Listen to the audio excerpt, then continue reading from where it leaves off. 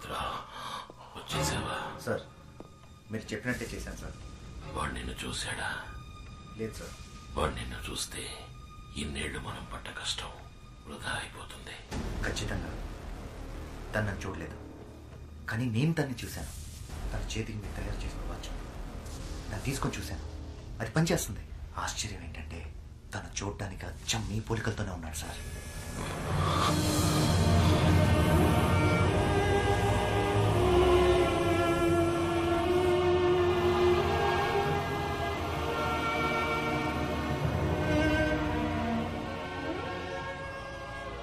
ప్రియా, మిత్ర చెప్పింది విన్నావా? మన బిడ్డ అచ్చం అలాగే ఉన్నట్ట. రూపంలో వాడు నన్ను పోలినా పర్వాలేదు, కానీ వాడి జీవితం నాలా ఉండకూడదు. అందుకే వాడు ఇక్కడే ఉంటున్నాడని తెలిసి కూడా వాడికి దూరంగా ఉంటున్నాను.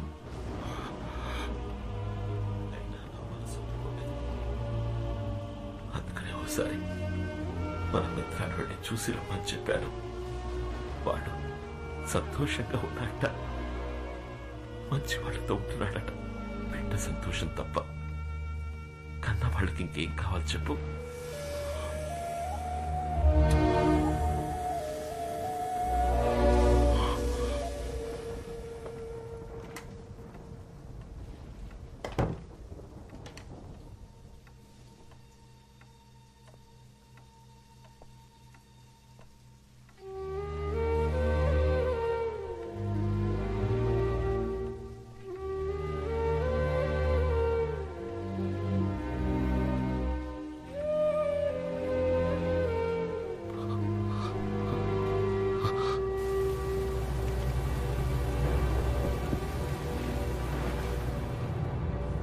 అదేనా సార్, వాడు వాచ్ పెట్టుకునే చేతికి కాకుండా మార్చి పెడితే ఖచ్చితంగా నన్ను ఫాలో అవుతూ ఇక్కడికి వస్తాడని అంత కరెక్ట్గా చెప్పారు.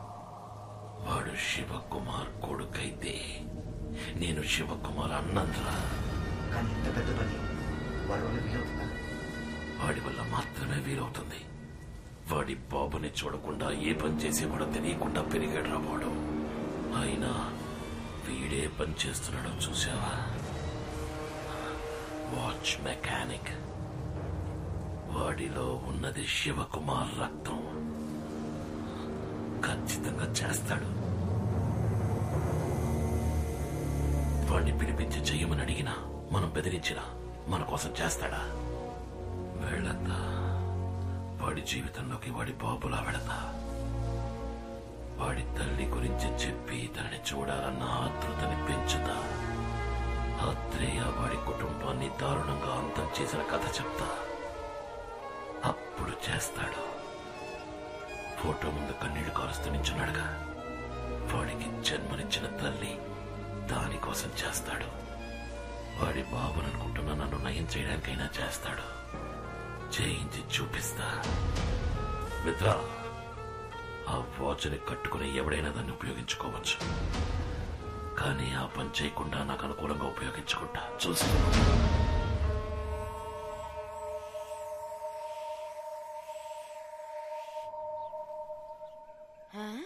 అరేరే, నా బిడ్డకి జ్ఞానోదయం అయినట్టుందే.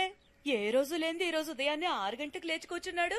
దిష్టి చుక్క పెట్టాలి, నా దిష్టే తగిలేలా ఉంది. రే, ఏమైందిరా మణి? ఏమైందిరా? కళ్ళలో నీళ్ళేంట్రా? ఏమైంది?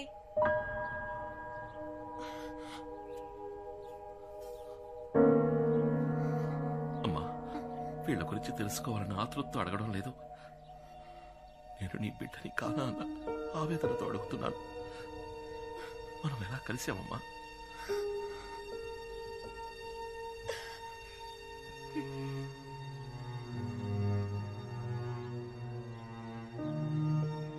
ఈయన మీ నాన్న.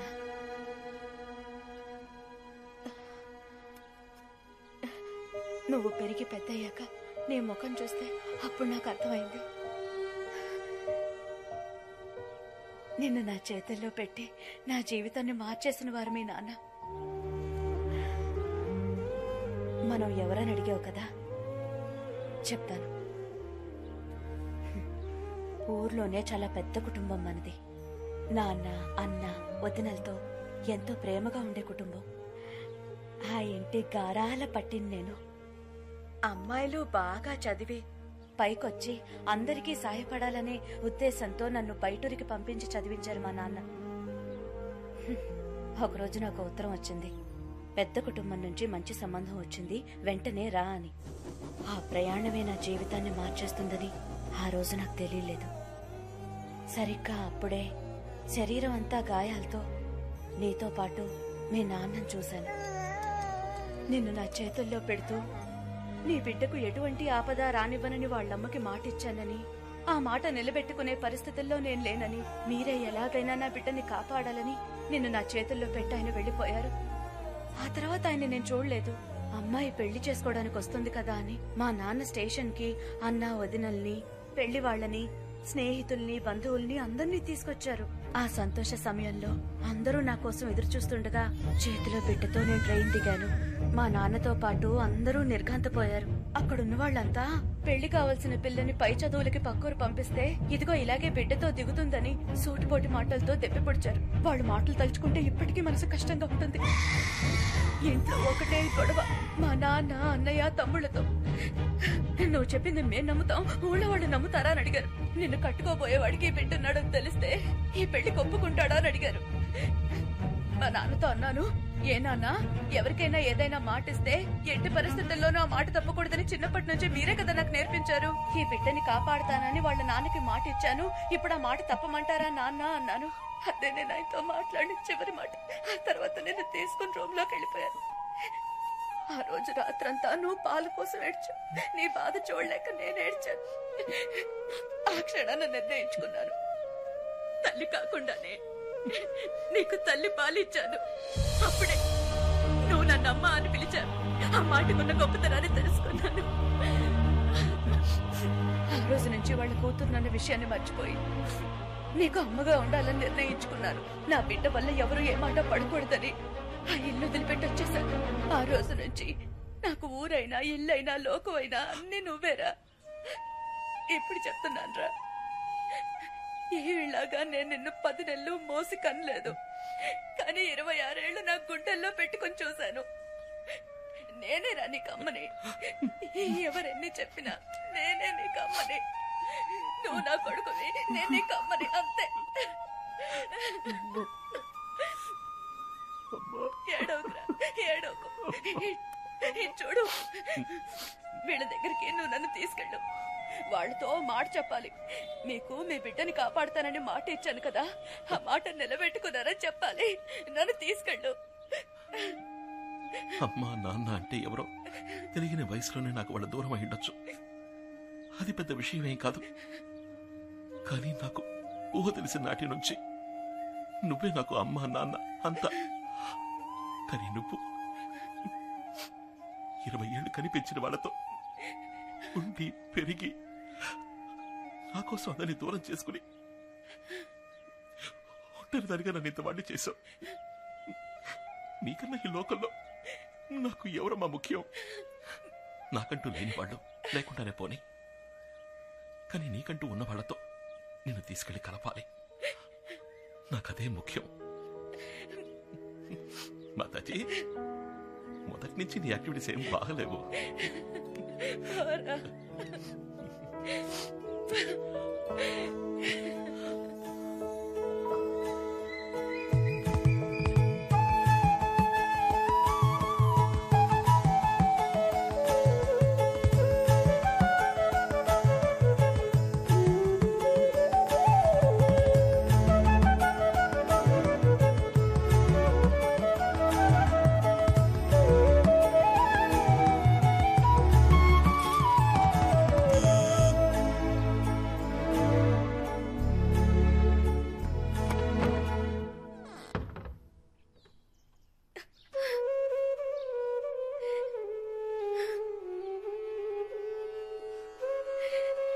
వదినా,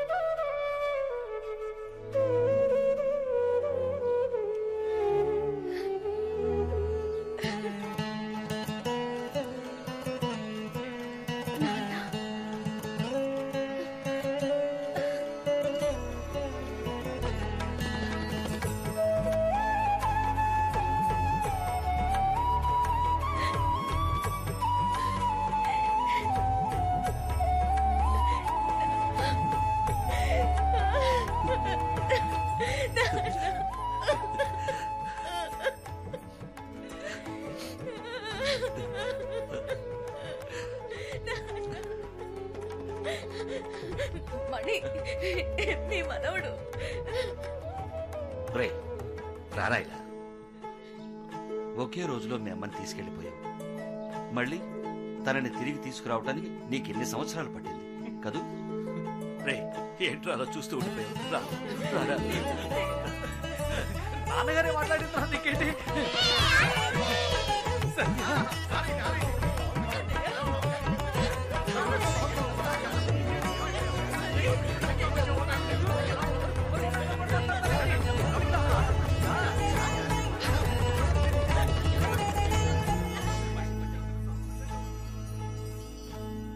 ఈయనెవరు తాతయ్య? ఈయన మీ ముత్తాత గారు. వచ్చేటప్పుడు మన స్కూల్ చూసుంటావుగా, అది ఈయన కట్టించారు. తర్వాత ఈయనెవరంటే తాతయ్య ఆ? ఇదెవరు తాతయ్య? మన కుటుంబంతో సంబంధం లేనట్టు విడిగా తెలుస్తోంది. అదా మీ మామయ్య కూతురు సత్య. నిజమా? సత్యభామ. మీ అమ్మాయి ఇంట్లో లేకపోయినా తన పేరైనా ఈ ఇంట్లో ఉంటుందని అలా పెట్టాం. ఇప్పటిదాకా ఇక్కడే ఉంది. ఒకవేళ బయటకి ఏమైనా వెళ్ళిందేమో. బాగా తెలివైన పిల్ల. దాన్ని ఎవ్వరూ మోసం చేయలేరు. గడుగ్గాయ్. మా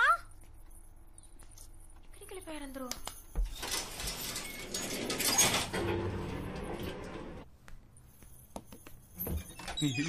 హాయ్.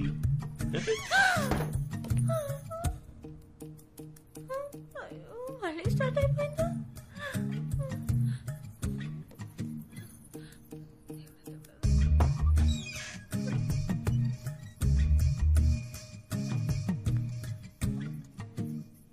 తను చెప్పినట్టే జరుగుతుంది. ఇన్నాళ్ళు బాగానే ఉన్నానుగా.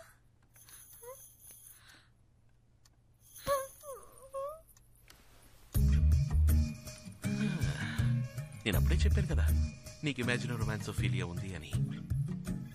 ఏమండి, అసలే నా కొంట్లో బాలేదు, మధ్యలో మీరేంటి? ఓ మై గాడ్, నా గొంతు నీకు వినిపించిందా? ఇలా చూడు సత్య, ముందు నేను లేని చోటంతా నీకు కనిపించాను అంటే నువ్వు నన్ను మనస్ఫూర్తిగా ప్రేమించడం మొదలుపెట్టావు. That's symptom number 1. ఇప్పుడు నా మాటలు నీకు వినిపిస్తున్నాయి. That's symptom number 2. అప్పుడు దీని అర్థం ఏంటర్థం? లవ్ ముదిరిపోయిందని అర్థం. నేను నమ్మను. ఏ? నాకు లవ్వా? అది నీ మీద? అవును మరి. లవ్ కాకపోతే కొత్త నంబర్ 6, పాత number 16, money watch works, watch maker street, Vizag 530027 లో ఉన్న నేను, పాత నంబర్ 21, కొత్త నంబర్ 24, ఉల్లి వీధి, గోపాల సముద్రంలో ఉన్న నీ కళ్ళకు కనిపిస్తున్నానంటే ఎలా మరి? మా ఊరు అడ్రస్ నీకెలా తెలుసు? Basically I'm watch mechanic. General గా నాకు జనరల్ నాలెడ్జ్ ఎక్కువ. అది వదిలేసే, నీ కళ్ళకి మాత్రం ఎలా కనిపిస్తున్నాను? ఎలా కనిపిస్తున్నారు? లవ్. యా. ఇప్పుడు నేను ఎక్కడున్నానో చెప్పు. Hall number 6, new number 16, money watch works, watch maker street, Prahladpuram, Vizag 530027. నువ్వెక్కడున్నావు? హాల్ నంబర్ 21, న్యూ నంబర్ 24, ఉల్లి వీధి, గోపాల సముద్రం.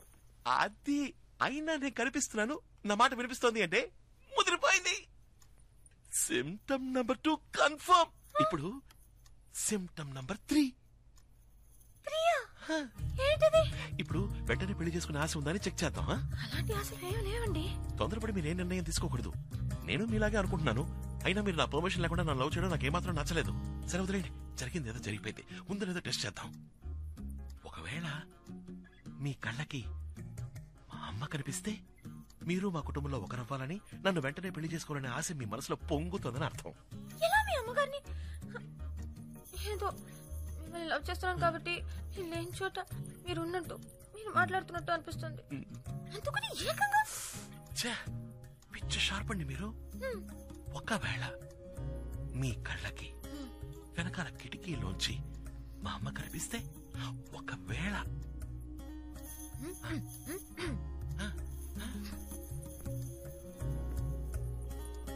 ఇదిగో సత్యాకి ఏమి ఇష్టమో కనుక్కుని అదే వండి పెట్టాలి. ఏంటి కనిపిస్తున్నారు? నిజంగానా? నిజంగానే కనిపిస్తున్నారు. అచ్చాబా, పెళ్లి చేసుకోవడం ఆస్తి నువ్వు మరీ అబద్ధాలు ఆడుతున్నావు. అయ్యో, మా మమ్మీ మీద ఒట్టు నిజంగా కనిపిస్తున్నారు. ఏంటో అనేది నిజమా?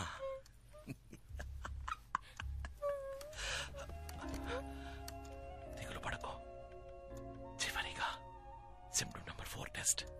ఇంకో టెస్టా? ఇది చాలా అందమైన టెస్ట్. ఏంటో చెప్పండి. పెళ్ళైన వెంటనే నీకు పిల్లల్ని కనాలనే ఆశ ఉందో లేదో తెలుసుకునే టెస్ట్. అదెలా? నేనెక్కడున్నాను? All number 6, you're number 16, Money Watch Works, Watchmaker Street, Prahalakpuram, Vizag 530027.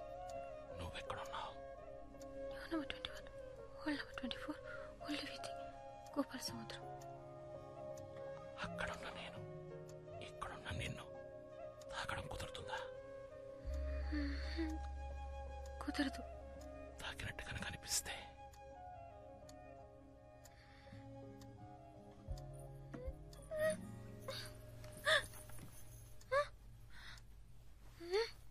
సత్య తల తీవే. ఏంటమ్మా? లోపల ఏం చేస్తున్నావే? కిందకి రా. వాళ్ళు నేను తర్వాత వస్తాను. నాకు ఒంట్లో బాగాలేదు. డాక్టర్ రమ్మంటే ఏమైంది? నీకేం కాలేదు, ముందు కిందకి రా. ఇదో వ్యాధి. Image romance failure. Symptom 1, 2 marriage babies. ఏంటి ఈ తిక్క వాగుడు? అంటు వ్యాధి ఏంటి? పక్క వాళ్ళకి పాకుతుందా? అదే పాకదు. ఎందుకైనా మంచిది కొంచెం దూరంగా ఉండు. నీకు సోకితే నేను కాసేపు రెస్ట్ తీసుకుని తర్వాత వస్తాను. ఆగవే, ఎవరొచ్చారో తెలుసా? మీ మేనత్త రావదినా. అయ్యో ఈవిడ. అంబులెన్స్ పిలిచేమా? ఏమైంది నీకు? వదినా, ఈ పిల్ల నీ మేనకోడలు సత్య.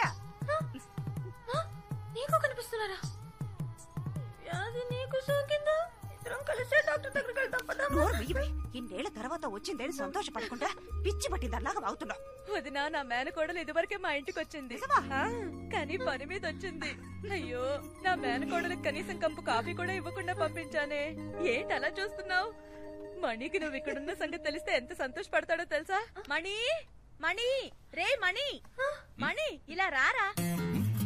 రా. Sure. Yes, Mataji. How can I help you? ఇటు చూడు ఎవరున్నారు. ఎవరు? మన ఇంటికి వచ్చిందే. ఎప్పుడు? రే, నా చీర కూడా ఇచ్చాను కదరా. అయ్యో, మా షాప్ కి ఎంతో మంది కస్టమర్స్ రావడం వల్ల మొహం గుర్తుండకపోవచ్చు. సారీ, మీ మొహం గుర్తుపట్టేందుకు తప్పుగా అనుకోకండి. అదేరా, చందన స్టోర్ లో నా కాబోయే కోడల కోసం పింక్ కలర్ చీర కొన్నాను, అది ఇచ్చాను కదా. HMT మోడల్ S76 తాతగారి ఫేవరెట్ వాచ్. బేసికల్ వాచ్ మెకానిక్ అయినందువల్ల నాకు కస్టమర్ల మొహాలు గుర్తుండవు, వాచ్ మోడల్సే గుర్తుంటాయి. అందులో కూడా నేను డేట్ సెట్ చేసి ఇచ్చేనే. ఆ వాచ్ కరెక్ట్ గా వర్క్ అవుతుందా? By the way, I am Mani. నీ బావా? తాతయ్య, ఇదిగో వస్తున్నా. తాతగారు ఇంకా ఫోటో చూపిస్తారట, నేను కిందకెళ్ళి వస్తాను. లోపల నా బాక్స్ ని షెల్ఫ్ మీద పెట్టాలి, కాస్త హెల్ప్ చేస్తారా? అది గర్ల్స్ రూమ్ లోకి బాయ్స్ ఇక్కడ గెస్ట్లతో పని చేస్తా. పెట్టిరారా. వదినా, నేను నిజంగా నమ్మలేకపోతున్నాను. అమ్మా, నాకు ఈరోజు థ్రోట్ సరిలేదమ్మా. అమ్మా, ఇందాకేమన్నా? సిమ్టమ్ 1, 2, 3, 4. సిమ్టమ్ 5 ఏంటో తెలుసా బావా? నా స్కూల్లో నాకు ఇది నేర్పించలేదే. తెలియదా? ఆ వ్యాధి సోకిన పేషెంట్ కళ్ళలో ఒకడు కనిపిస్తున్నాడు కదా, వాడిని ఆ పేషెంట్ ఏం చేస్తుందో నేను చెప్పనా?